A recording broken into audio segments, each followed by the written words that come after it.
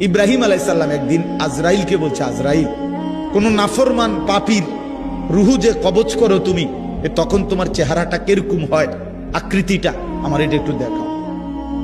হযরত ইব্রাহিম আলাইহিস সালামকে আজরাইল বলছে, আল্লাহর কসম হে নবী, আপনি সহ্য করতে পারতেন না, আপনি এটা দেখতে চাইেন না। ইব্রাহিম আলাইহিস সালাম বললেন, না, আমার একটু হলেও দেখাও। তো আজরাইল এই বিভৎস আকৃতি, মানে নাফরমানের জান কবজ করার সময় উনার যে চেহারার আকৃতি হয়, এই চেহারাটা ধরে ইব্রাহিম আলাইহিস সালামকে দেখাইলেন। বিশ্বাস করেন, এই কিতাবে আছে, ইমাম কুরতুবীর কিতাব। ইব্রাহিম আলাইহিস সালাম একটা চিৎকার মাইরা বেহুশ হয়ে গেছে।